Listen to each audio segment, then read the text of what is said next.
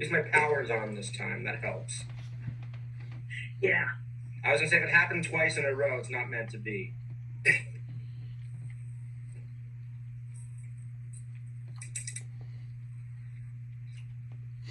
How's it going, man?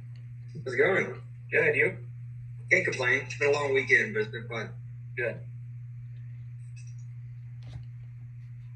How's everybody's beer tasting? Haven't opened it yet. Oh, I'm a little ahead of the schedule then. I just poured mine. I actually tried them throughout the week, but definitely just poured some more for now. So nice. Has everybody opened one in particular yet, or should we start with one? Or which one are you drinking, Jeff? I actually opened all three to do the comparison side by side, just so you can see like the different color, different head, different transparency, all that jazz. But just personally, like my favorite's probably I did Pilsner Urquell, Bitburger for Pilsner was Czech Pilsner, the Bitburger German Pilsner, and then I did one Hestefaner, original Ellis, and so far my favorites Urquell. Nice. I'm just pouring the German. I have Urquell as well, and then I have the German Pils right next to it. So has anybody checked out that video that we talked about last week, and then they posted it in the group chat about the different beer styles, etc.? Not yet. It's really good. Yeah. I checked it out today.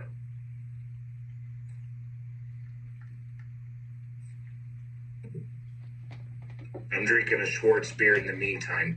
Nice. Until we get started. You weren't here last week, were you, man? No, I had to work, unfortunately. No worries, I'll welcome in. Thanks. Are all of you good with me filming this? Absolutely. Yep. Yeah, I got my hair done for the occasion. I filmed it last week, but I didn't get any sound, which I found out the way I filmed it was it didn't work that way, so I've got it filmed a different way this time. Nice. I'm sure we don't need to post a video of us like planning out a session anyway. Probably not the most important video to have up there.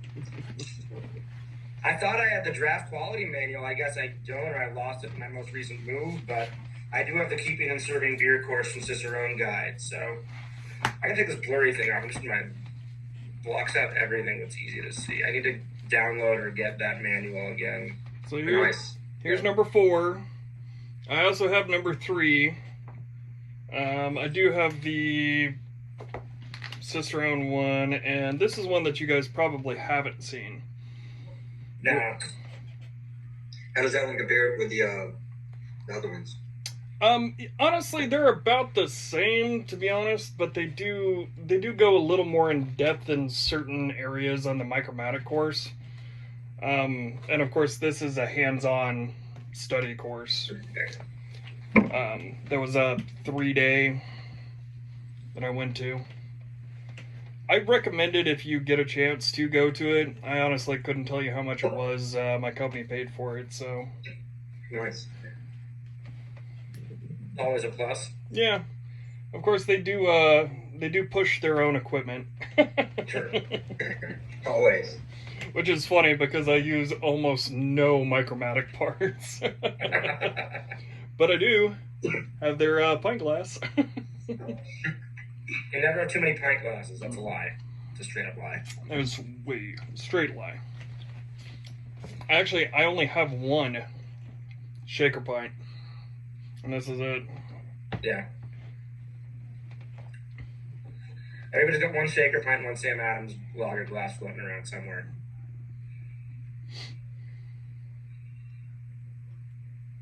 I also have number 4 for reference. I teach brewing science at a college in Arizona. Oh, cool. So I just actually taught that course for the last 8 weeks, so I've been through that manual several times. It's pretty good. It's actually a great reference to have. It is. Yeah, I was searching around for it today. I thought I had it, but it's nowhere to be found, so I need to get my hands on it again.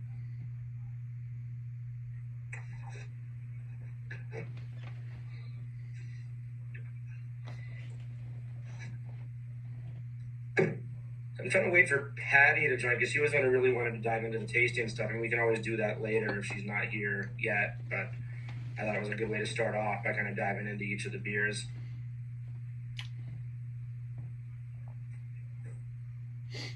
I'm just writing down notes right now, trying to get back into the rhythm of it. Yeah.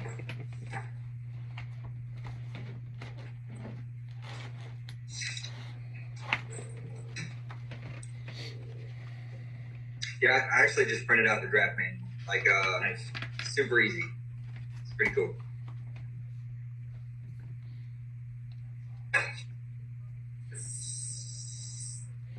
I do recommend getting the actual book at some point when you guys can, because it's really nice to have just it if you're ever actually dealing with a real draft system.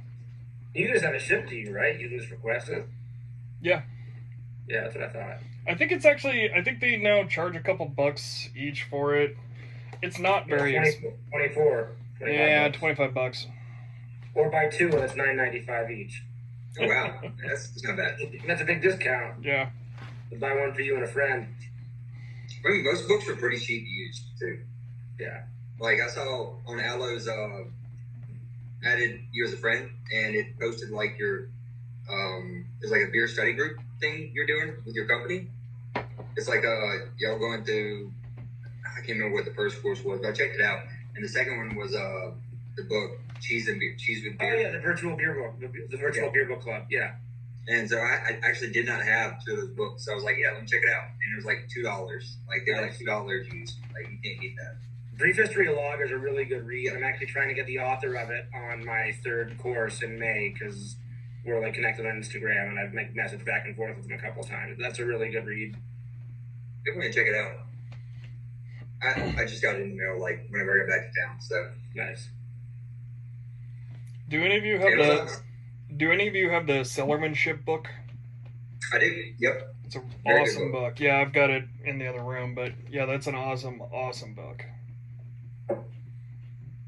It took forever to find it because the other copy was out of print for so dang long, and everyone on eBay flaked. And so finally, thankfully, Amazon said, "Yeah, no, buy it now. We'll give it to you like sometime." Yeah. Actually, I've got the older version of it. I don't even have the newer version. So I'll tell you what. Actually, was it the Beer Scholar thing too? I got that. Yeah. But then also M. Sauter, she did a thing where like a cartoon version of all the Cicerone thing. Oh, no way. Wow. And this is like my flashcards to my notes. It's freaking awesome. I'm gonna have to check that out. What is that called? Yeah, you write that down. Here. I'll put it over. Her name is She goes by Pints and Panels. Yep. Is her business name. Oh, I think I've seen her. It's like 10 or $15 honestly for the download of it, and yeah.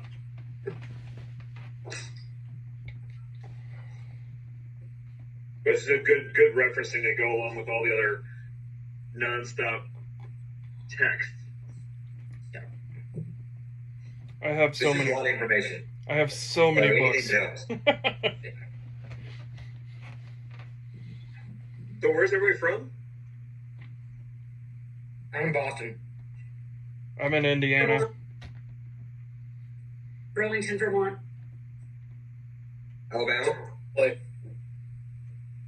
Prescott, Arizona. I'm in St. Louis, Missouri.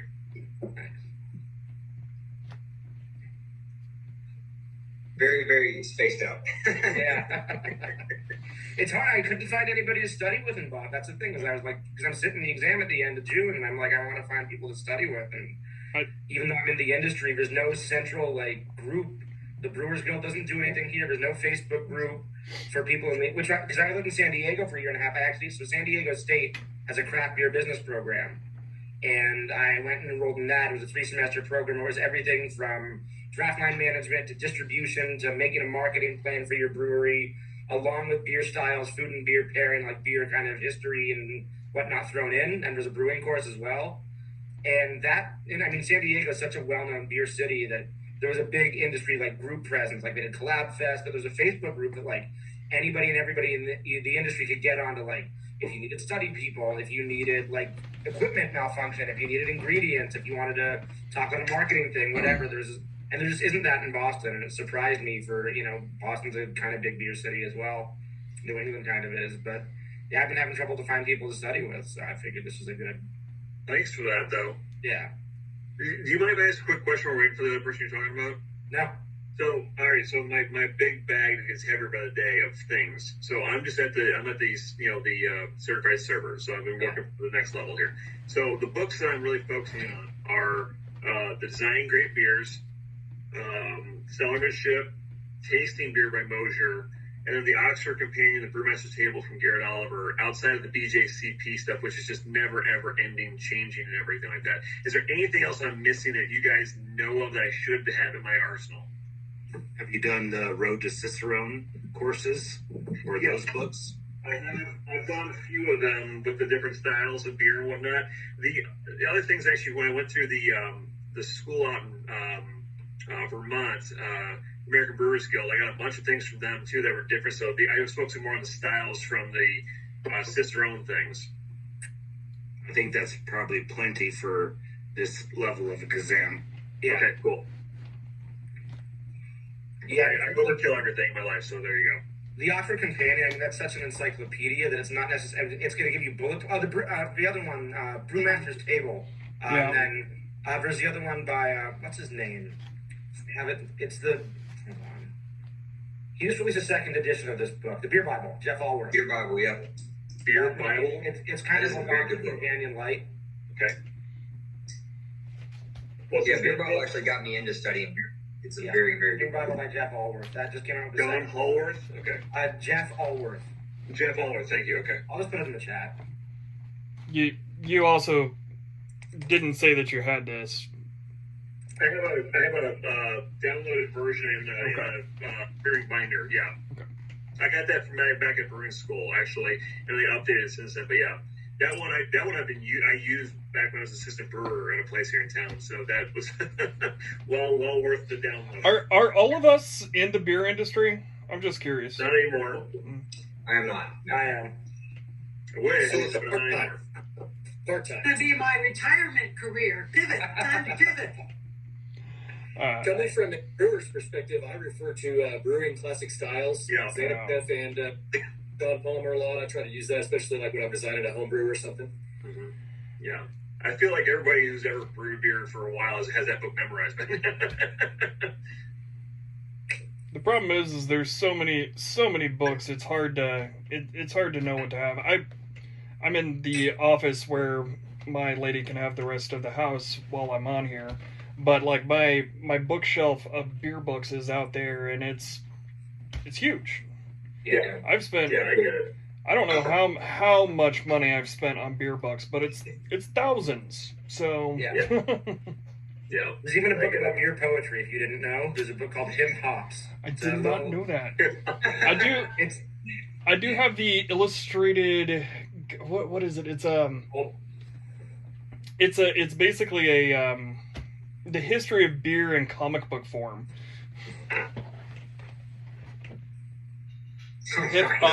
Wow, that it's everything from like German drinking odes to like English poems about ale to it's pretty cool. I don't know. I am I bring totally. out a beer share sometimes and just rap from that. I'm totally getting that. Yeah, it's awesome. I'm writing it down now. Yep. Got some good toasts in there. I will tell you guys, like, I've got a bunch of Bamforst books. They are awesome, but stupid expensive. Yeah. And they're like Yeah. $50 for basically a pamphlet. So Yeah.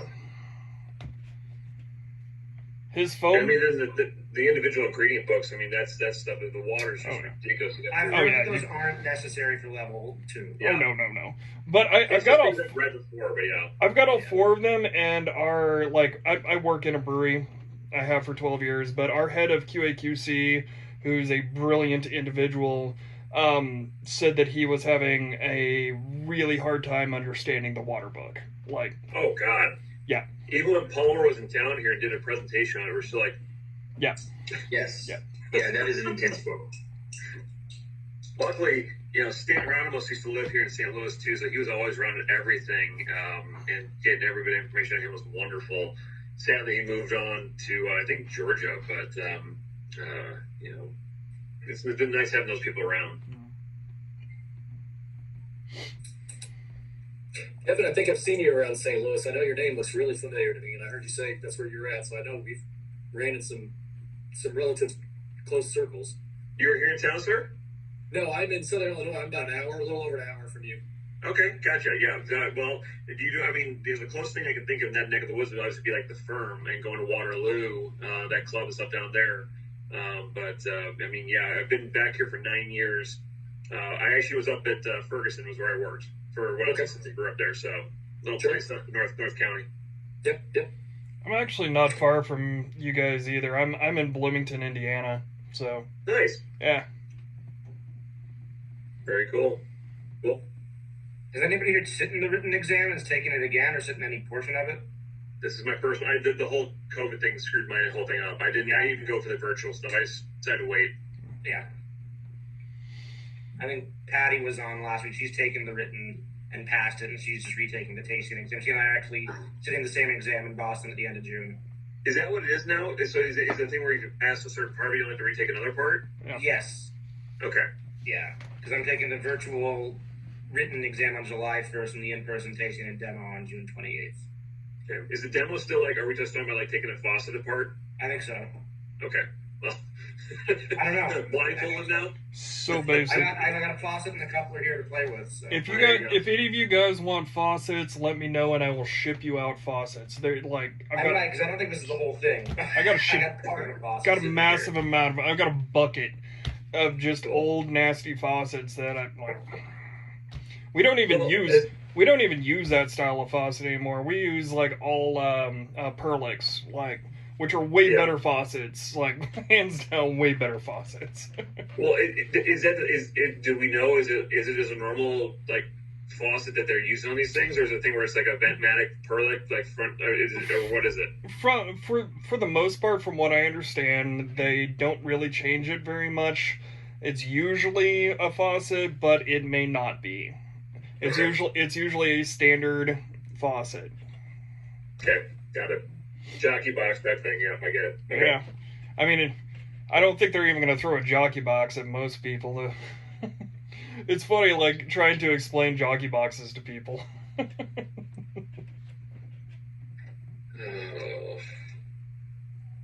they want to crack open the beers and just talk? I don't know who else is joining at this point, so we may as well kind of dive in. I honestly, I didn't have time to go out and grab things, sadly. It's what happens when you have 3 kids in life. I'm halfway through the Pilsner Urquell already. Yeah, same maybe. And I'd forgotten how good it is. It's been a while since I've had it. I love it on draft. It is phenomenal on draft.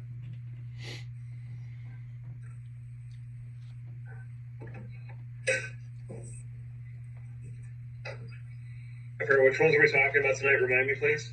The German Pils, Czech Pils, and Munich Helles lager. Thank you. Okay. Which I had a hell of a time finding. Pilsner Urquell was easy to find, but the other, I guess just looking at them both side by side. This is the German, this is the Czech. And, it's also hard because I have one in a bottle, one in a can. I don't know how much that affects the head. I tried to get all similar formats too. It really shouldn't affect the head very much as long as everything else is the same. Temperature is actually a bigger issue when it comes to that kind of thing. And clean glassware, of course. Yeah. I found my Brewmaster's Table book. Yeah. Garrett Oliver, that's another good read. It's dense. Mm-hmm. I said it last time. I have zero interest in food pairing. Well, what's the on this level though? I mean, it's only minimal in comparison to the next level up. I thought that for the food pairing stuff, though, right? Yeah. Like this is more BJCP types. Excuse me, I can't talk like type stuff for styles and the comparisons and things like that. From what I remember. I know she mentioned last week that there was a food pairing portion. Yeah. Okay. Really yeah, sure. there's a portion where you have to I think we're going to give you 20 foods, and you have to connect those to pairings with beers. Got it. There's also some sort of essay question. One of the essays will be on food pairing. Yeah. Okay. And explaining the reason that you chose that, right? Yeah.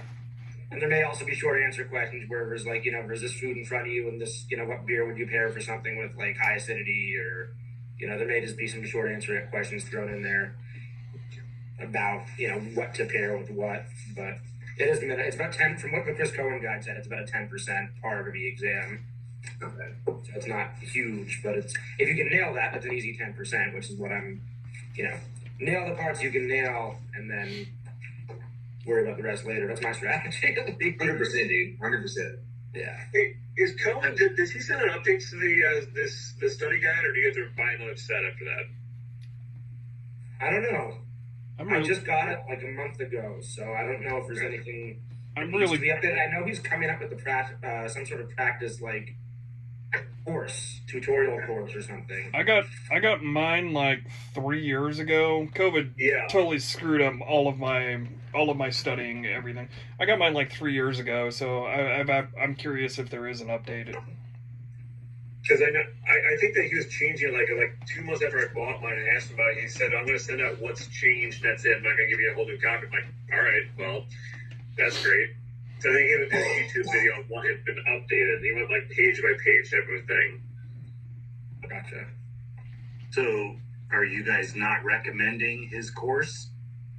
I am. I mean, I've gone through it, and it takes the syllabus that we have in front of, or most of us probably have in front of us, and it breaks everything in that syllabus down with answers.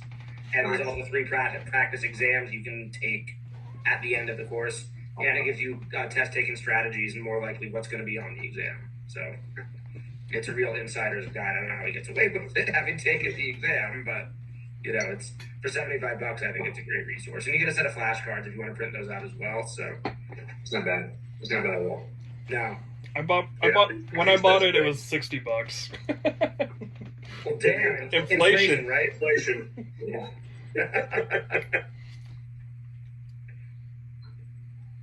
You want to start breaking down this beer? Sure. Yeah. So the majority of us would have the Urquell open and out, so. Yeah. Is that just a go-to? That's everybody's go-to is this Urquell. I think it's the only Czech pills around, standard Czech pills around, unless you're getting something in a brewery that's made, that's made one.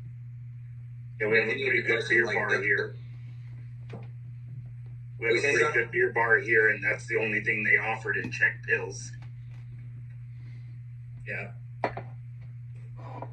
So what's everybody thinking? I mean, it's delicious. I mean, I'm thinking of talking, I like to talk in comparison to something else rather than just what it is, because that helps me make those connections. So I'd say, it's definitely a little bit more of that caramel and bitterness than the German pills. A little bit more of that caramel malt sweetness, but also a heavier bitterness. Yeah, definitely. You definitely do get a solid little aftertaste of bitterness on that, or at least for my palate. It's aftertaste of bitterness, very clean. Malt. It's just very balanced beer with just a slight bit of bitterness to the end for me. I took a sip of mine a while ago and went down to get a drink of water to try to keep my palate a little bit cleansed. And as I got there to the refrigerator, that bitterness was building on my tongue. I could just feel it. Yeah. I definitely feel you on that. It's hard to get a nose. I don't know if it's just because I have a small pour, but it's hard to get a nose on it. I just get a lot of grass. Yeah. I'd say it's the darkest out of the 3 that I have. Urquell's on my left. Mm-hmm. Weibenstedt pills on the right. Yeah. The pills I have is the lightest, the German pills. The Helles is a little darker, and then Pilsner is the darkest in color, more golden. Yep. Favorite sound. Favorite sound is when you pop the bottle. I like it. I can't. Do you think the pills is lighter than the Helles, Diane? Close, but a little bit lighter. Czech pills versus the Helles? No, the German pills in Hellas. Really close. I don't know. Maybe I haven't got a good background. No, I'm just, my lighting's off too. It's weird. Yeah. Here, so. Yeah, really close in color. Yeah. I'd say my Hellas is a little more golden. German pills a little bit paler. It's a little cloudier, German pills as well. Yeah.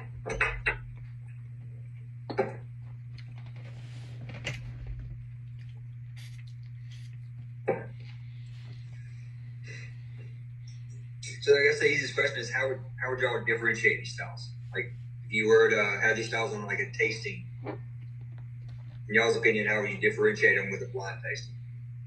The first thing that jumped out about to me was the Hellas is a little maltier or grainier. Mm-hmm. Exactly. Yeah. So that's probably what I'd be looking for to try to differentiate a little bit. For me, the pills has got a little bite. You know, that on the bite on your tongue a little bit compared to the other two. The other two pills. Yeah. The pills, the German pills versus the Pilsner and the Helles. So the German pills has got a little zip on the tongue. And the Helles is just a lighter mouthfeel. It doesn't take up as much space on your, like, nothing really bubbles sitting on my tongue at least. It's just Maybe a little smoother. It's a light, slick coating in my mouth, if that makes sense, rather than kind of the effervescence and, I guess, the bitterness from the other two. I can see that, yeah. I definitely see that. Like just slightly oily. I guess I would say, like, I can almost not tell it's there. Like, it's not leaving an impression like the Pilsner Raquel did. Pilsner Raquel, like, the bubbles and the bitterness are, like, sitting there, but the Helles is just like, okay, it's there and it's gone. In my German pills, I went with Spaten. I almost went with Bitburger, but I've drinking a ton of Bitburger over the years. And so I went with Spaten, and it seems sweeter on the aroma. It's hard to tell because these are also similar in alcohol too. There's not really an alcohol heat, but you can discern one or the other. So I think it really plays into what you're smelling and the way it makes in my tongue and my mouthfeel, or what you're tasting as well. But and from what I understand, like, they're not going to give you a German versus a Czech pills on the exam, but they might give you a German pills and a Kolsch, or a German pills and a Helles. So I mean, they're pretty easy. In discerning those, you just have to really hone into the sweetness, the maltiness, or the sweetness of one versus the other. A Kolsch might have been cool to do as I don't know if a fourth one would have overwhelmed us, but a Kolsch might be cool to bring back with one of these at some point. Sure. I couldn't get individual bottles, so I ended up with like 3 6-packs. So there was kind of an expensive week on this one. I'm just going to put a plastic wrap around each of these. No, let them oxidize for a little bit. So is anybody getting any of the DMS or the sulfur at all? I was wondering about that. Because, I mean, again, not having these in front of me, I'm just going through, like the guidelines of these things. I'm just curious what you're getting out of that. I mean, again, the Helles to me, I don't know if there's any diacetyl at all present, but that slickness, like the butter popcorn slickness, is what sticks out to me. Yeah. The Helles. It's just such a slick, light coating. That's how I always discern it. But I don't necessarily get any DMS. Okay. Typically isn't Urquell or Czech Pilsners typically have like a slight sulfur note to them. I didn't pick it up, but that's just like the basic profile. Yeah. Looks like the German pills is supposed to can have that, and the other ones talk about where it doesn't have that.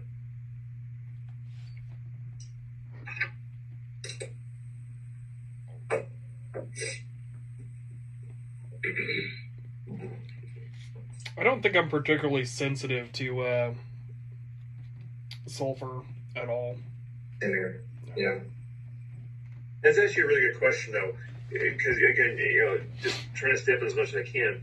But I mean, knowing what everything went through with COVID and everything, with the smell and tastes for people that may have lost or may have it dulled now because of everything, are they doing anything with this exam based on any of that restructure of, I guess, our human nature? Telling you to not take the exam. Yeah, is that what? You can bring in a proxy. Yeah, I like it. Maybe if enough of us suggest that. Well, I just didn't know if that's something that ever occurred to him. That's all. So we sent him an email. I mean, yeah, they'll read it. Yeah. You guys can also make a trip to Chicago. You're close enough. You can go knock on their doors. I likely during the summer. I got y'all. I likely will take my test in Chicago. So yeah. There's 0 tasting exams on the West Coast. At least this year, it looks like. Luckily, we have a local brewery here. It does at least 1 or 2 of them, so that's nice. Nice. I'm in the middle of nowhere, so I mean, I just got to drive. So that's what it is.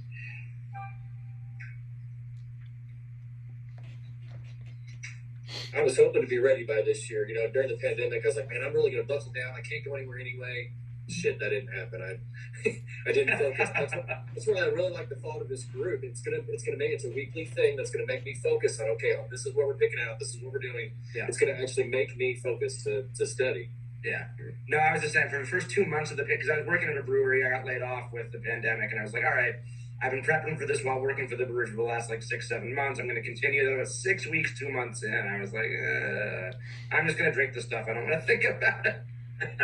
So I was working in a brewery the entire time, and we went from, a good staff, 25, 20 people, down to 12. Yeah. 12, 13. So I went from having time and studying and to just keeping the place running. So. Survival mode.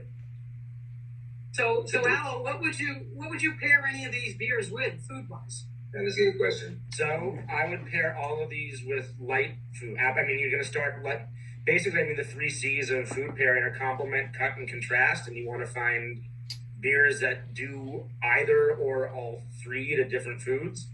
So I've always said that with Helles or a Pilsner, you're going to want something light as well, even a salad. I mean, it sounds boring, but there are elements of a salad that, like an arugula salad, especially arugula or spinach, maybe not lettuce-based or cabbage-based, but something with a little bit of pepperiness to it, like arugula and a lemon vinaigrette, something like that that's nice and light.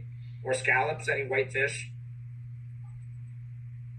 Scallops and a butter and lemon caper, anything with a little bit of salinity, because these are the kind of pepperiness or the hoppiness and the maltiness of each of these are going to kind of cut or complement anything with some lemon, anything with some acidity, anything with some butter, anything with some fat.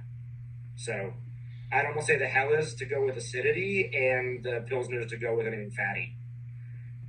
A scallop and a butter sauce, you might want the Pilsner with, but a lemon white fish, maybe take the Helles with. Or crab cakes. Something a little body, but something light. You're not going to want to go roasted anything. Because the more roasted you get, the more you want caramel darker malts. So you want it light with light. I love Helles lager and Manchego cheese. That's one of my favorite pairings because Manchego has that little salinity to it. And the Helles lager just cuts right through that slight saltiness. But it's a cheese that also stands up to it. I wouldn't want a brie or a super soft cheese with one of these because it's too fatty. But something even an Aguda or a Manchego, I really love the Helles lager. Wouldn't highly carbonated German pills do well with something super fatty? Clean the palate off in between bites. Yeah, I guess so. I can see that. And Garrett says to pair it with some Thai or Vietnamese dishes, stuff with fatty oils and bright, spicy flavors. Clean it well. That's what I was literally thinking about that. Like a duck with coconut curry sauce. Ooh. That just sounds And the house is good. supposed to be like the Weisswurst breakfast type thing too, if memory serves. Also, I'm sorry, say that again. I couldn't quite hear you. so the Helles was always what I thought what they served with like the Weisswurst breakfast, like or late breakfast sausage or whatnot in the Bavarian area. It's like the beer of choice. Like you didn't really have a choice. They're just going to give you a Helles with is what I always thought it was. That would make sense because it's not a super grill, like it's not a super heavy, like it's not a bratwurst. It's a little bit lighter. Yeah, book that mentions that. Does it? Okay. Yeah, there's a book. I think it. I don't know. I feel like it might be the old version of the beer bottle. Okay. Not sure though. But there's a book that actually mentions that pairing. Very, very big pairing. Okay. And they also say traditional Mexican food, shellfish, caviar, ham, prosecco. Salty. All go well with the Pilsner. You going for like the salty? Salty, bases. yeah. Yeah. Because they just cut through it nicely. I can see Salt that. and acidity in any of these beers go well for cutting as well. I guess you said like to cleanse with the fat. So just depends on what you're trying to achieve with the pairing. I guess it's there's no universal answer. But there must be one for the test. From what I understand, it's actually pretty subjective. So they actually will read it and take your opinion into, Why? Yeah. So if you can argue it well, I think they'll give it to you.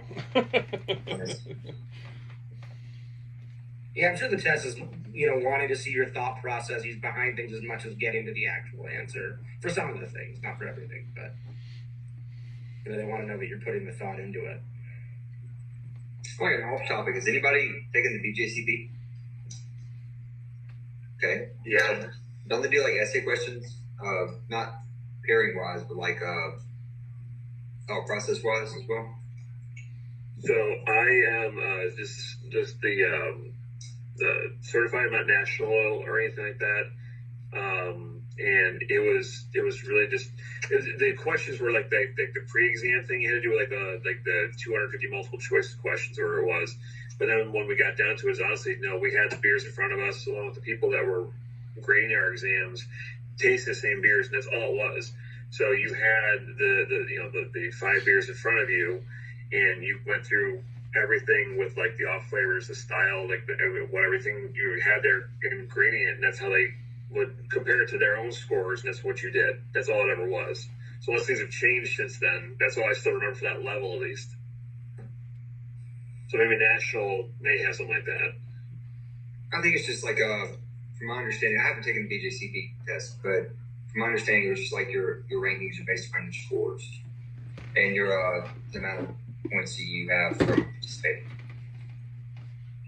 Points from what now? From participating in events. Yeah, so actually, that is something that it's kind of like you do that in addition to the test. So the more you're in events and judging, that you start getting points towards all this too. They kind of go hand in hand, but you still have to have so much for you to get to the exam level. Like you do the pre-test thing, say like, all right, I'm serious about this and take this. Then you pass that, then you do some stewarding or judging, then you can go on from there. Okay. Going back to just thinking about these food and beer pairings, I'm kind of putting together that these 3 beers are meant for cutting across flavors, not necessarily complementing. So that's another way maybe group them together, is that these are beers that are meant to cut through fat, acid, or heat or salt, rather than straight up contrast or complement.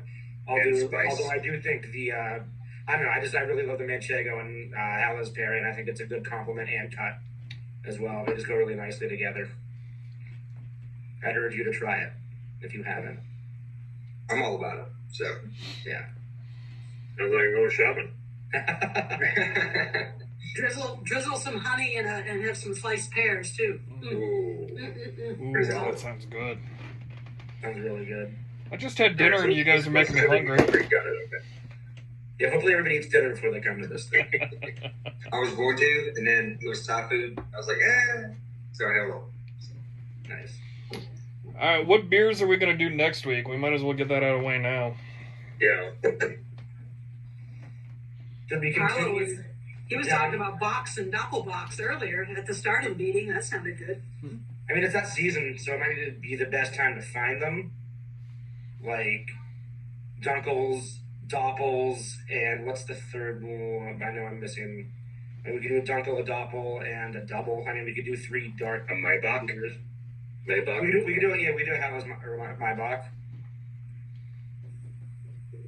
I don't know if that'll be. I'm wondering if that'll be focused on in the exam. I mean, it's hard to know. It says the Hellesbach, Dunkelbach, Doppelbach, Eisbach.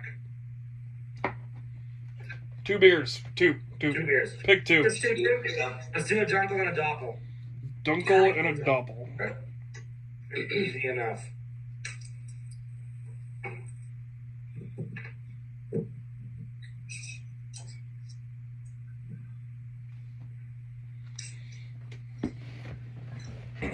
Easy. Yeah.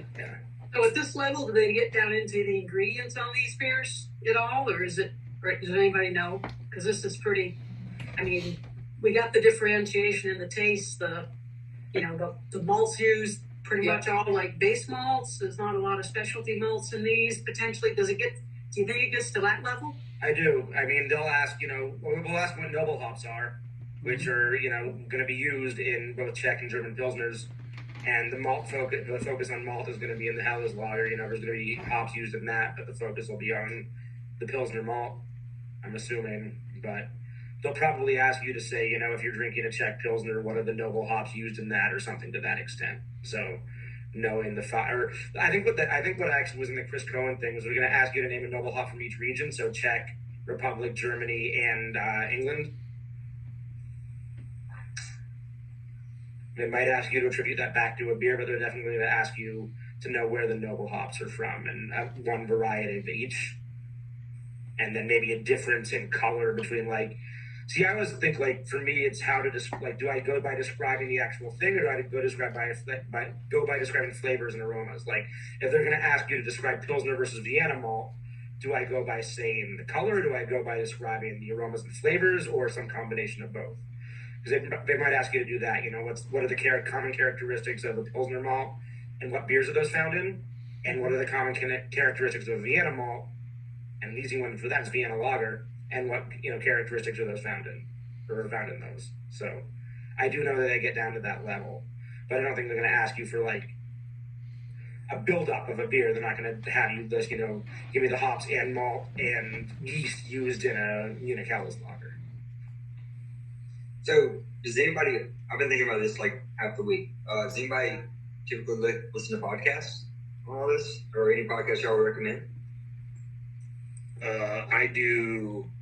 My job is my full-time job is home health therapy, so I drive all over. So I listen probably about 40 to 50 hours a week of podcasts. Just because all I do is drive. I listen to a lot with the Brewing Network, the Session, or Brew Strong. There's another one, Dr. Homebrew. There's another one that I think is actually really good for this, Hop in Brew School. And it's taught by Yakima Valley. Oh, cool. And so that's all through the Brewing Network. I listen to Liquid Bread, which one of the co-hosts is a Master Cicerone, Rich Higgins, and I actually got his video course thing for a while. I think he's taken down all of those videos, but they were pretty good. Did any of you get those? Yeah, and then I think with COVID, because he was teaching an immersion course in Belgium, in Germany, and I think COVID just kind of ruined his business. So he left San Francisco, moved to Montana, and then Liquid Bread, and then another one I listened to. He's a certified Cicerone who's taken the advanced course. I haven't heard if he passed or not. Good Beer Matters. I've heard of that one. I've heard that's a good one. And so, I cycle through all of them. and they're kind of always just playing background noise. Hopefully, through immersion, I'll learn something. Okay, like I actually build boilers, so I like chill most of the day and listen to podcasts. So I would recommend. As soon as I said it, I forget the thing. Even though I listen to it every day the last 2 months. But Master Brewers. It is a phenomenal podcast. Like Master Brewers of America. Yeah.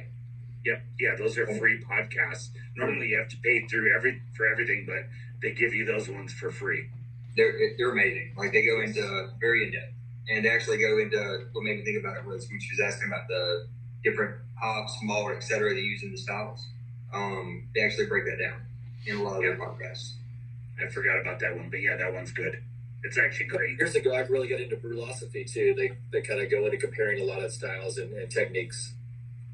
Is it brewlosophy? Brewlosophy. I'm gonna run out of brewing podcast names soon enough.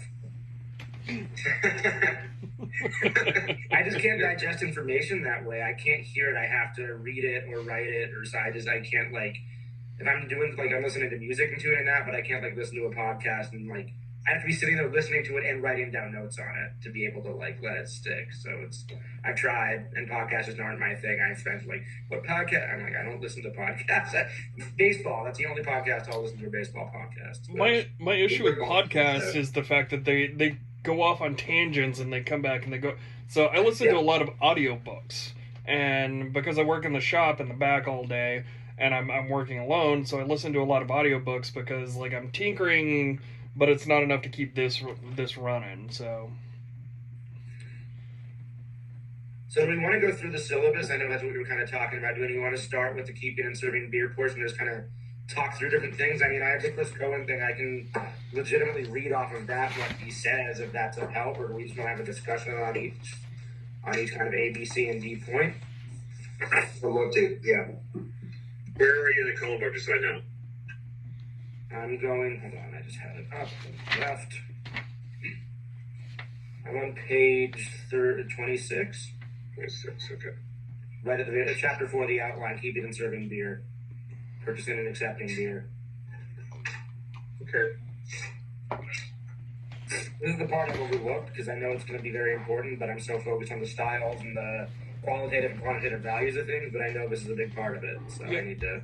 From what I understand, focus more on this than more than that. Yeah.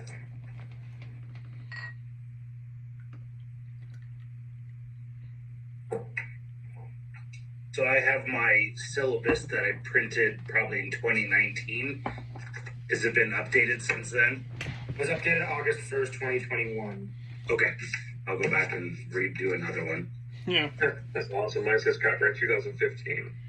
Mine's June 1st, 2019. Yeah, I got the June 1st, 2019. And it's going to be updated again this August, so don't hold on to it for too long. I don't think that very minor. I don't think much has changed, to be honest. It's going to be 3 things. They put it in an email the other week. It's they're calling New England APAs hazy IPAs, and removing some British pale ale. I don't know, they're doing some things with the British style. There's 3 or 4 things in the style categories. They're either changing or removing.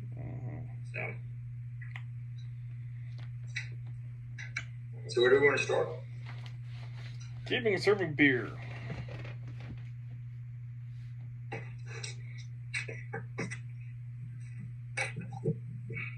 Well, the 3-tier system is going to be, really important. So from what my buddy who passed, they said there's a question on there about it. That's it, 1. Oh yeah, just 1. Just one of the tiers, probably. Yeah. Well, what is it? Pretty much I think it was Shrance or one of his whole thing, something like that. Something weird like that. Hey, so just memorize this paragraph if you have the Chris Cohen guy. Yep. I mean, honestly, 3-tier system's pretty straightforward. Do we need to talk about it? No. Okay. But brew pubs do fall under a different little thing. They're doing their own little thing these days. And it really depends on state to state what that's gonna do. Yep. Yeah, you can do beer at farmers markets in Vermont. You can taste it, you can sell it. So you can do anything in Vermont. Yeah.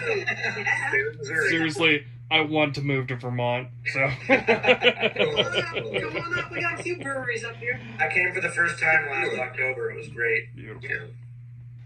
I'm in California and I moved to New England, and you can't do anything in New England compared to California. If you go up to Vermont, it's a free-for-all compared to Boston. Boston refuses to be a fun city.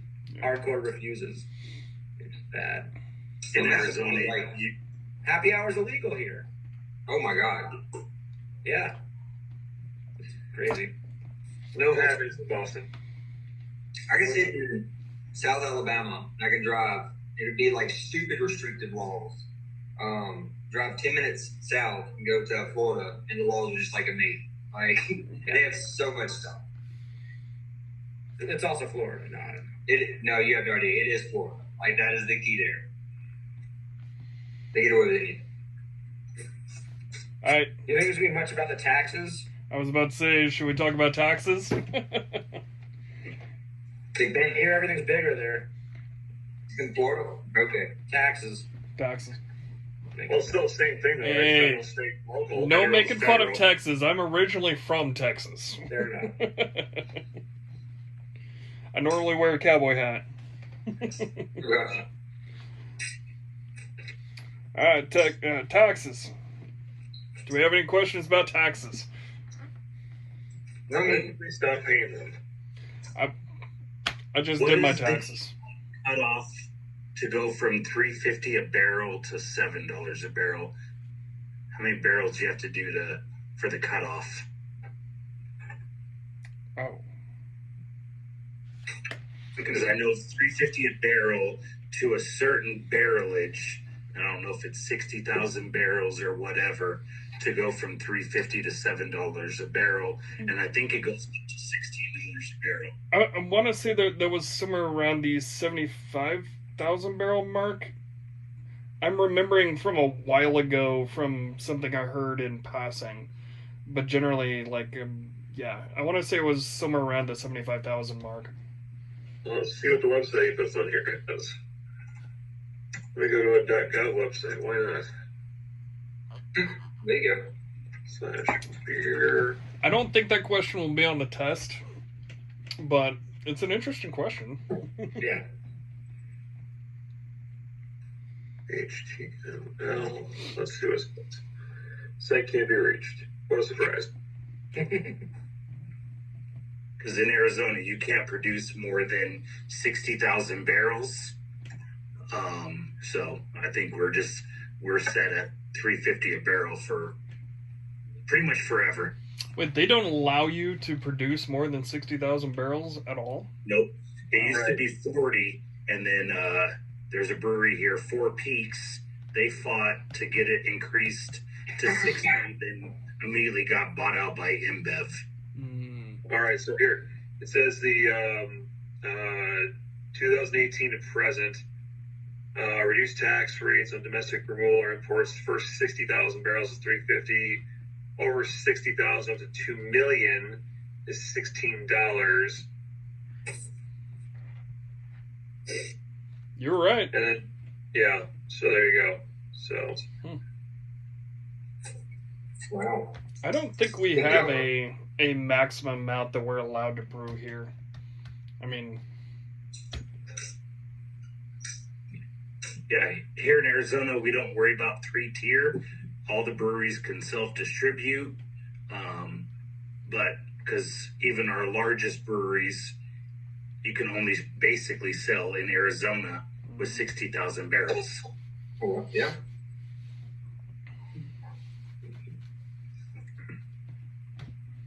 Hell, I wonder how that actually affects the whole taxes levy thing. I mean, are they just doing this as a generalized? Yeah, it's one of the rules here. Like I said, it used to be 40,000 barrels. Four Peaks fought to get to 60, and then everybody got behind them because if the law didn't pass, they would have to start closing some of their restaurants and so we all fought for it, and then they got bought out by InBev shortly after the law passed. So we know why they fought for that law.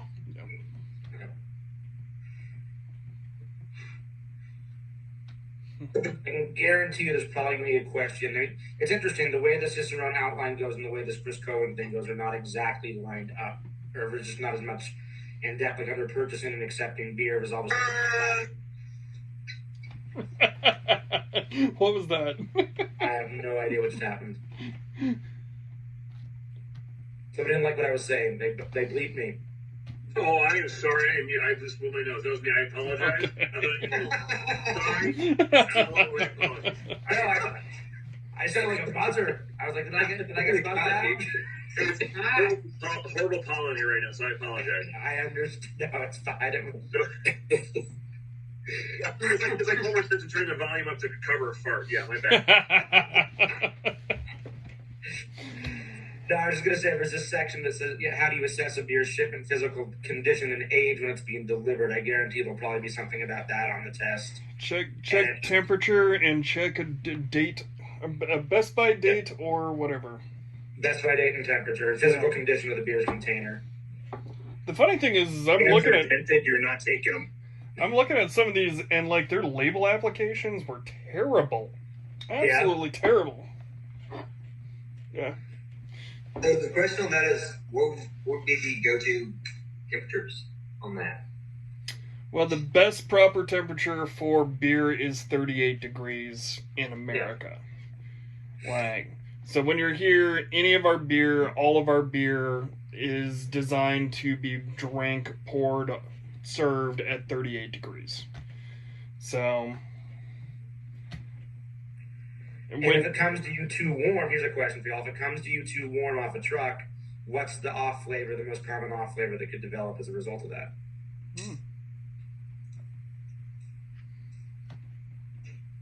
Well, doesn't it enhance the oxidation? Well, it's not going to be oxidation because it's still seed, but it is the staling of it. You're right. No, it's like wet cardboard. Heat greatly speeds up the aging process of all beer. If beer has been allowed to heat up and is warm or hot to the touch when delivered, the flavor of the beer may have been seriously altered. Oxidation or stale off flavors may be present in beer that's been stored too long or which has been affected by heat. Stale beer typically has decreased hop bitterness, a malt character that's sweet-like, honey, or apple-like. It can have papery oxidation off flavor and can even get hazy if proteins begin to come out of solution. Chill haze. Yeah. So there you go, Diane. Trust your gut. Yep. I've been drinking, you know. I've been trusting my gut for a couple of years. It hasn't led me to know. So what are the other issues with packaging that can happen? Damage. What color glass are you using if it's bottles? Right. Yeah. It's true. Light draft, yeah. And that gets skunk beer. Twist off versus pry off caps of bottles for sure. So you have the oxygen scavenging membrane on the inside of the crown itself. So a twist off does not seal as well as a pry off. Which is why some of those things change too if the beer's been pasteurized, right? Say that again? Some of those things changed if the beer's been pasteurized. Is that right? Sort of. The main thing that pasteurization does on most beers is it kills off anything that could be in it. So, like, one of the best things about pasteurization of the beer is it does prevent, like, a secondary fermentation. So if you have any other sugars or anything left in there, it won't continue to ferment, and the real issue there is it will create more CO2 and blow up the container.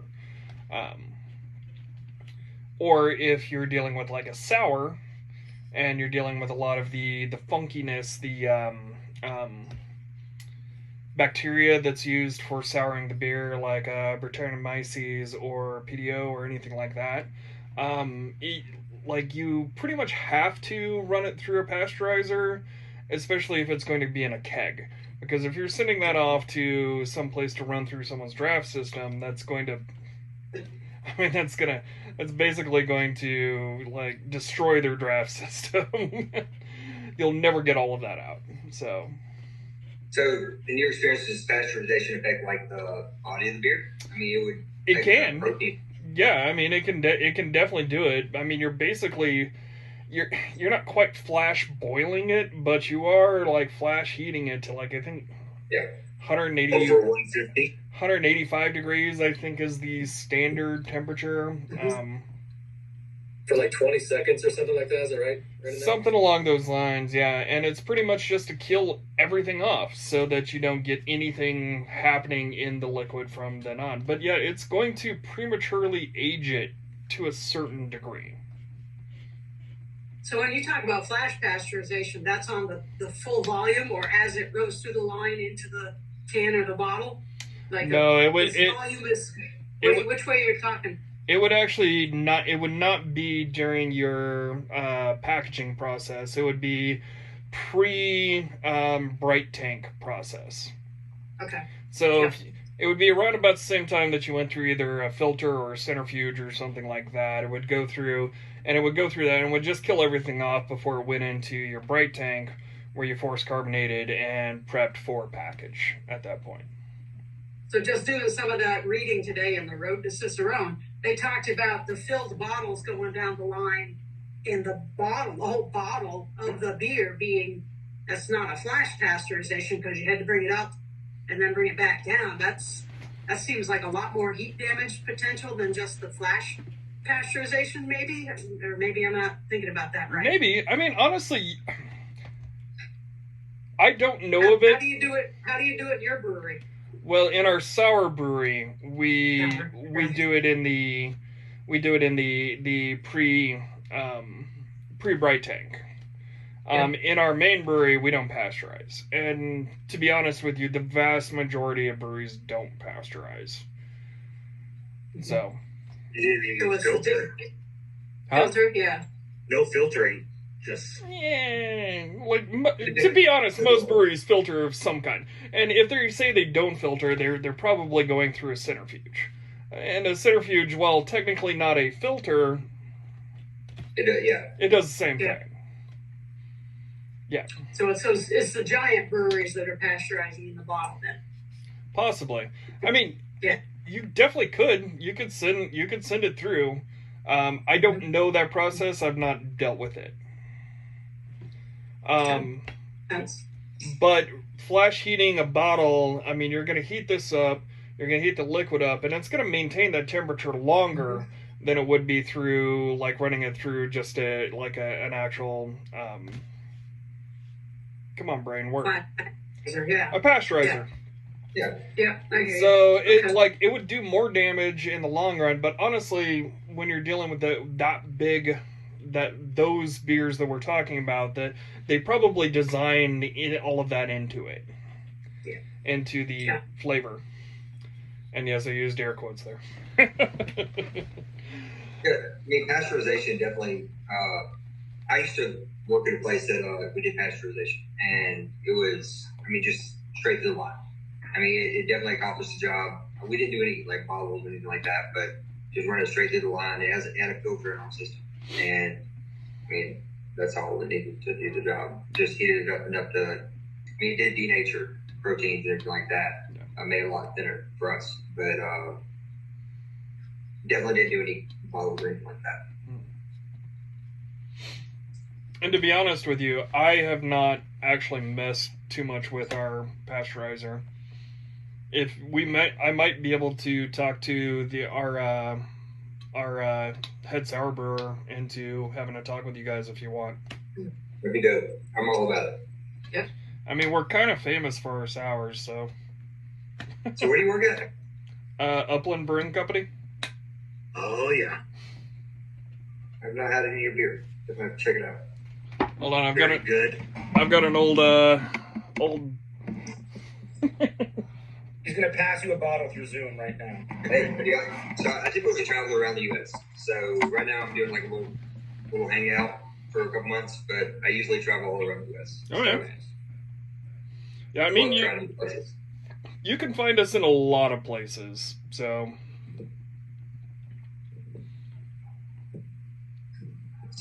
we touched on the temperature and the physical condition. So, you want to go into the serving alcohol portion? Yeah, I was kind of looking at that. I mean, a lot of it's just the step-by-step, what are physical and behavioral indicators of the alcohol concentration effect on people's bodies, and then the reasons why, alcohol affects people differently between body weight, gender, tolerance, things like that. I think the most important thing to take away from this section is the part where it talks about responsible beer serving practices, because that'll probably be asked on the exam. And the two they highlight are tell customers what the ABV of the beer is. Post the ABV of your beers to make sure customers know that they aren't drinking the 4.2% ABV Bud Light they may be used to, is the example given.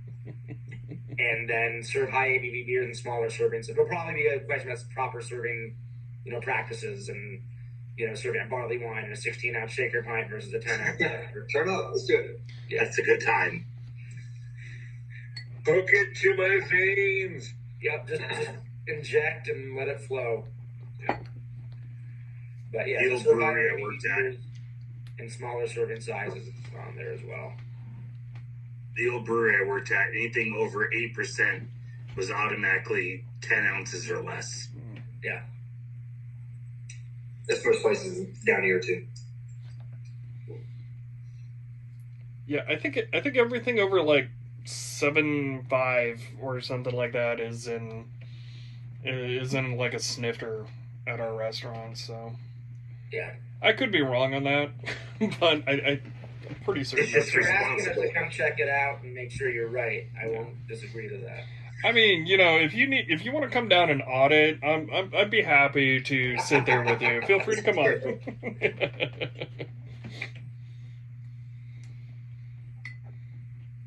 All right. Next. When he goes back in the beer storage, he goes back to actually got the same thing we just. I know. As I said, it's kind of weird the way it's temperature. It's outlined. It's talking about beer being consumed fresh, how do wholesalers or retailers ensure freshness is preserved. FIFO. First in, first out. Yep, first in, first out. And honestly, that's not necessarily the correct way to do it. It's the oldest package is the first out. And that doesn't necessarily mean that's the one that you got the most recently or the oldest. One of the things he brought up about the storing beer warm quick as the age and creating the off flavors under oxidation talked about specifically about malt shifting towards honey. Mm-hmm. And the honey flavors you get from it was something, I guess it was an update from back again when I got this thing. So I had a note on here about that. Interesting. And never store over 77 degrees. Why the hell would you do that? Yeah. All right. I'll be honest with you. A lot of places store over 77 degrees all the time. Yeah. I mean, here, like you go into grocery stores, you go into gas stations, and the majority of their storage is out in the open. And some of these places, like, they just leave the doors open. There's not even, they've got air conditioning running. It's not great. Yeah. And of course, it's delivered on, the majority of the trucks that it's delivered on are non-refrigerated trucks, or if they are refrigerated, it's not like they're actually maintaining temp. Yeah. That's what I was asking about, like the beer temperature, because majority of places that distribute down here or distribute companies, out of course, like straight up out the trunk. Yep. Like, yeah, you may, here in Arizona, you may send it out of your walk-in at 38 degrees. It goes down to Phoenix and sits in a warehouse at 125. Yeah. Yeah. God. And that's going to age that beer beyond Billy. I mean, you're going from a keg that should last like, in between 90 days to 6 months to a keg that's going to last 6 weeks, maybe. I mean, when kegs don't have an expiration date, it says 3 to 4 months right here. There you go. Theirs is a little, in the real world, it's a little different. Yeah. In the Mosier world. So, I do have a question on the like rotation of inventory. So on the Best Buy dates, I know, for instance, Stone Brew Company does their Stone Best Buy, etc. Like they have their beer that's Best Buy this date. Yep. Well, just on the beer podcast I listened to, it does say some of their brewers actually did say that that's just the date they recommend it by. Yes. And Yes. they do that based upon we age it. They'll say they age it 2 weeks in hot storage, right? Age it 3 weeks in hot storage, etc. And determine their Best Buy date from there. Basically, so, how would that? What we do, what the vast majority of us do, is when we produce our beer, we package it, and then we'll take it and we'll take samples throughout the entire package, and like half of it will stay hot storage, half of it will stay cold storage. Some of that will go into the lab and then go to hot storage, where it's like held at like 120 degrees, stuff like that. And we figure out how long it's going to keep the characteristics we want. Yeah. And that's pretty much where all of that comes from. Now, it's not generally going to be bad for you to drink a beer that's way out of date. Like, there really isn't anything that can live in here that will really hurt you. It may taste horrible. It may taste bad. But there shouldn't be anything that will grow in here that will actually harm you. Right. So my real question on that is, like, I definitely understand what you're saying on that, but my question is, where would you pull it from your shelves? Like, if you were doing a store or something like that, say that Stone or some random brewery's Best Buy date was, I don't know, tomorrow. And at what point would you say, okay, we're going to pull this from our shelves because it doesn't represent the product anymore? I think it depends on the beer style too. I mean, that's I think it depends on the location. Down here, they don't pull it at all. Oh gosh. Yeah. I can actually. What I'll do, Jeff, is I work for a bottle shop. I work for a chain of bottle shop. I can ask my bosses, or I can ask them at the bottle shop that very question, and I can get a finite answer for you. I love that. Yeah, I'm a nerd, so yeah, no, because I mean, I don't work in the shop itself, but I work for a chain of bottle shops, so I can ask them, this week when they determine a beer is not past its shelf date. I also know that for a lot of bottle shops that are, I shouldn't say decent is a subjective word, but bottle shops that really care about product, they're going to train their staff and they're going to know how to sell it, so they never have to hold beer longer than they should. Yeah, would the distributor have something to say about that too, though? If the beer was just distributed through a bigger distributor? No, generally not. In fact, it's actually the producer that has something to say, where we could walk in and look at our product and be like, okay, this isn't okay, and then we may be able to convince them to send it back to the distributor, and then the distributor has to send it back to us, in which we're going to eat the cost of the loss of all of that. Yeah. So in Alabama, the way that it works, I'm just wondering in general, because in Alabama, the way it works is whenever the actual retailer decides that beer is past date, they can send it back to the distributor. The distributor will come back, pick it up, and eat the cost of that. And of course, they'll transfer it towards the brewery. But I mean, it's entirely possible that that's the way it actually works here, but it's not how it works. Like, I don't know if you guys have ever, like, how well your stores are. Like, I guarantee you I could walk into a couple stores here in town and find our product, or anyone's product, that's probably past date. It happens. I mean, it's not unavoidable. Yeah. I mean, it's going to happen. There's going to be things that slip, especially depending on the size of the bottle shop. There's a bottle shop with a great reputation here for getting really unique brands in, but they do a horrible job of getting rid of stuff. Like, you walk in and you'll find IPAs from 7-8 months ago. Yeah. And maybe not cold stored. And they have a reputation for great selection, but not a reputation for great, keeping an eye on the freshness of their beer. So that helps. And again, that's reputation for a bottle shop. So that's going to help or hurt you depending on what, which way you're going. So. Yeah, no, I was on a job a couple years ago in, just random story time, I guess. But I was on a job a couple years ago up in Boone, North Carolina. And best bottle shop ever, 100%, I will say this, best bottle shop I've ever been to. It's called Peabody's in Boone, North Carolina. but they did have beer there that was like 20-something years old, and it was definitely not ageable beer. But they did also have other beer that was phenomenal, like ridiculous beer. Yeah, but I have personally drank a 10-year-old pale ale. It was not good, but I have done it just because it was like, okay, can this be done? And I actually did a video at one point on old beer, should you drink it, stuff like, and it was specifically for that. It was not a good beer, but you gotta try it to find out. There's a store in my neighborhood that had a celebration from 8 to 10 years ago. No. And I was like, I'm not picking that up. I wouldn't know. Yeah.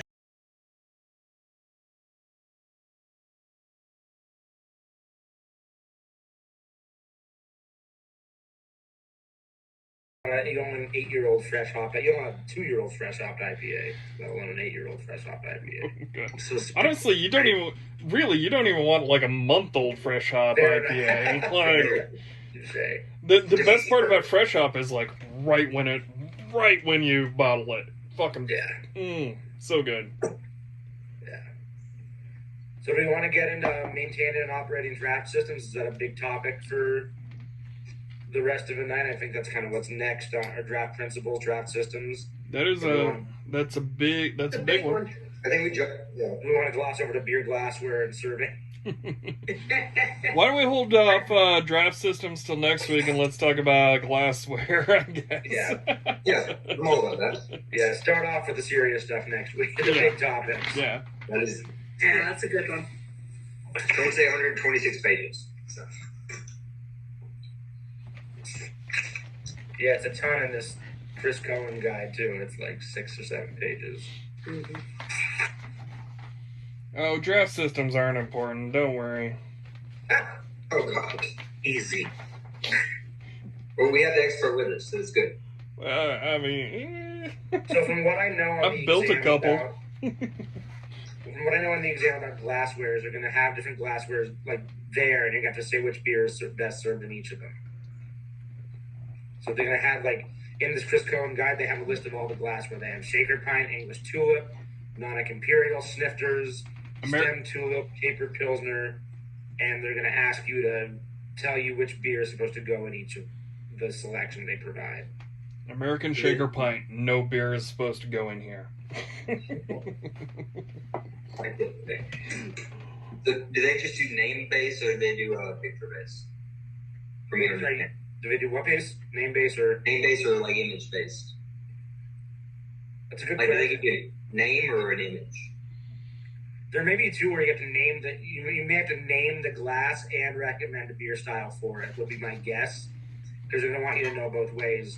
Like, they wouldn't want you to, they're not going to say, draw a snifter, but they're going to have a picture of the snifter. I'd fail that right away. I'd throw also on a virtual exam, I don't think you can draw on a sniff. If they work that into the exam, they're working too hard on building this thing. Yeah. I just mean, like, do they, so what I mean is, do they show you a picture of the glass? Yeah. What does this go with? They'll probably show you a picture of the glass and say, name the glass and what does this go with. Okay, cool. Yeah. Would be my guess. Okay, so in the official Cicerone sample test, they actually have pictures. Oh, nice, yeah. So I would assume that on the test they have pictures.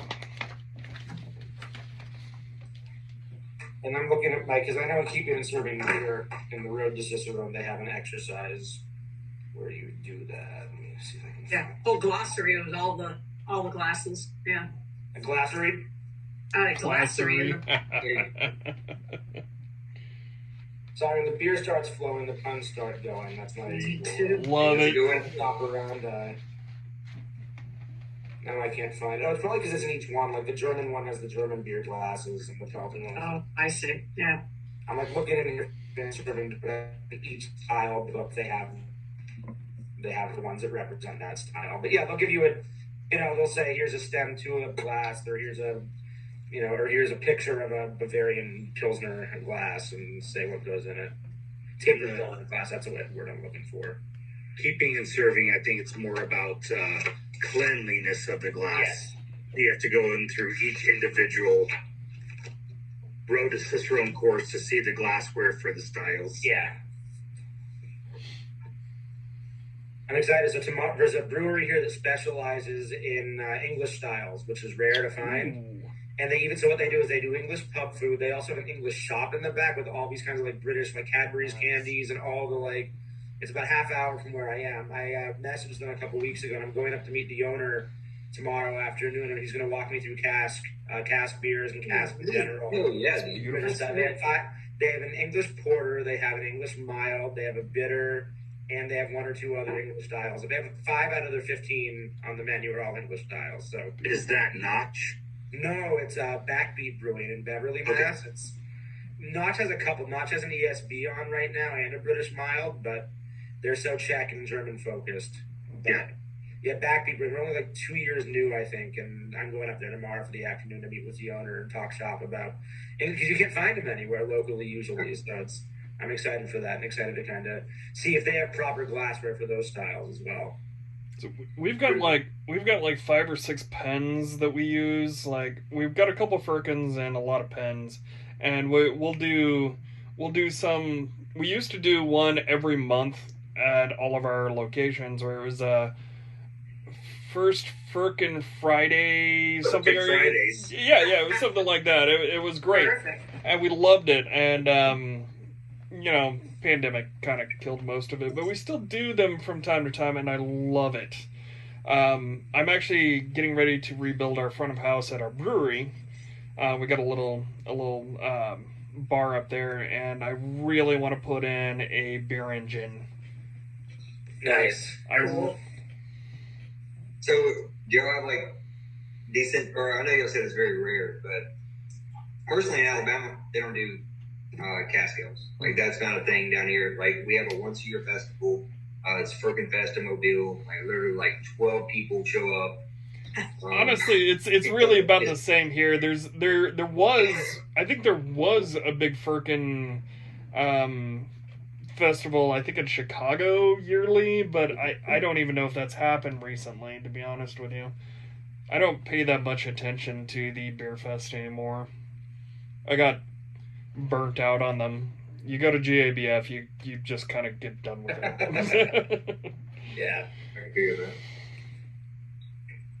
One thing in the glassware, I'm looking at beer clean glassware especially, I'm guaranteed will probably be something. Here's something that you might want to study is the process for, manually cleaning glassware in terms of washing, rinsing, drying, the pattern of heel in, heel out.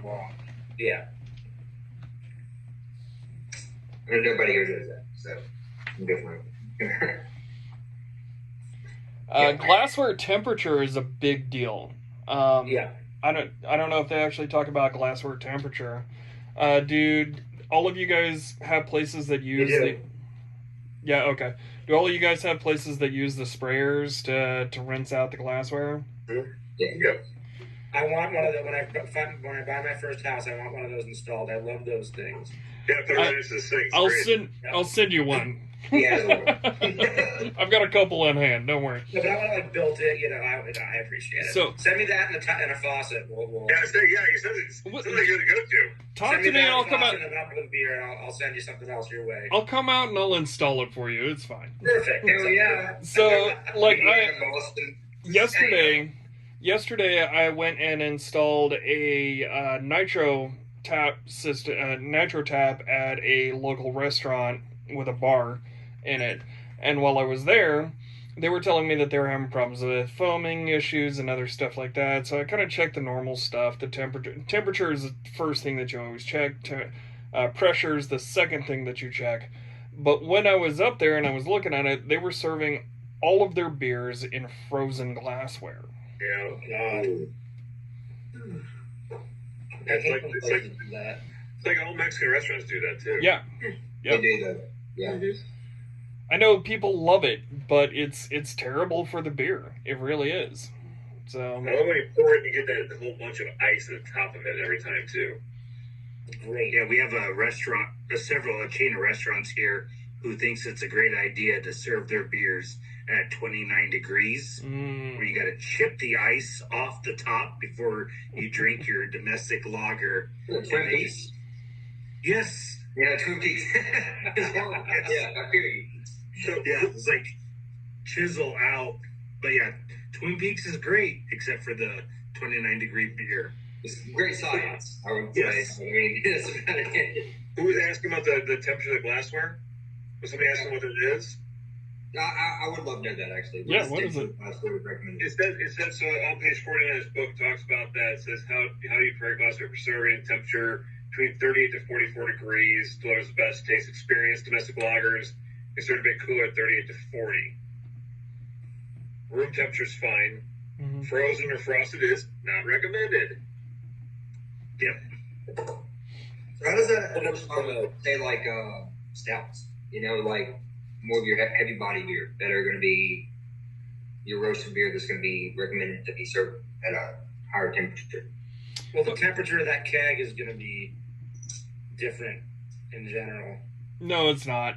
No, it's not. In the real world, the temperature of that keg is going to be the same as the rest of them because it's going to come out out of the same cooler, out of the same trunk line that runs the same glycol system, all of that. So it's going to be coming out around 38 degrees. It's going to it's all going to be the same. The best thing to do for your customer at that point would be, if it's a nitro line, it's going to take a minute to fill and for it to do right. So that will actually allow it to warm up a touch. Or the best thing to do is be like, hey, give this a minute to warm up a minute, and you'll get more of the flavor out of it. Yeah, I like that. That's a good recommendation. Yeah. Sure.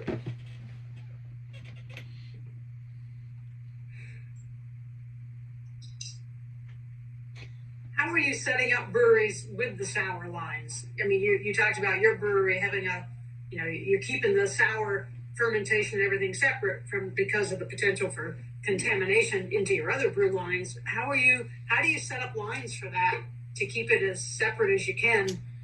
Because you're not going to use that line again for regular beer, right? Actually, there's a lot to this. There's actually a lot more to this than I think we've really got time to work on here. Next time. No. I'm gonna go through it real quick. So, yeah, the flavor, it's going to flavor any kind of soft line. So when you set up a line for like a hardcore sour, and we're not talking like kettle sours here, we're talking real sours.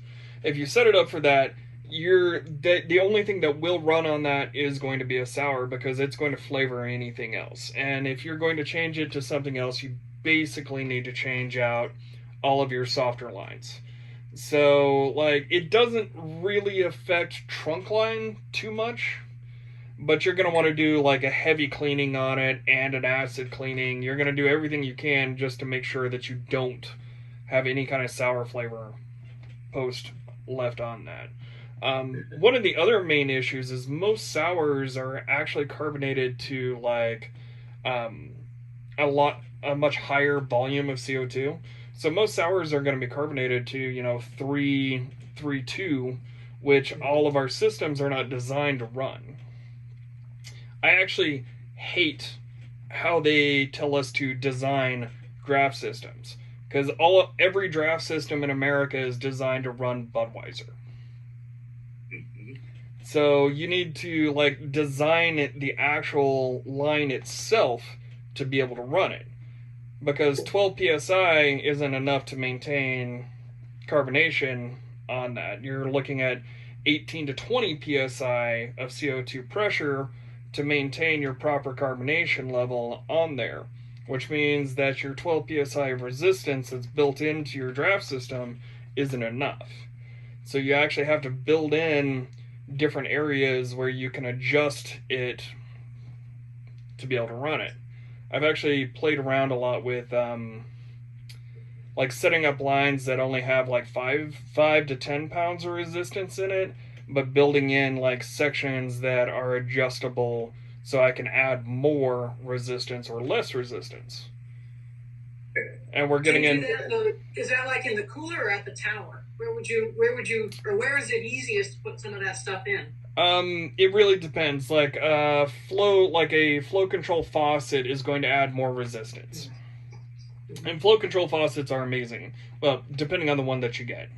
I use the Perlic flow control, and it's great.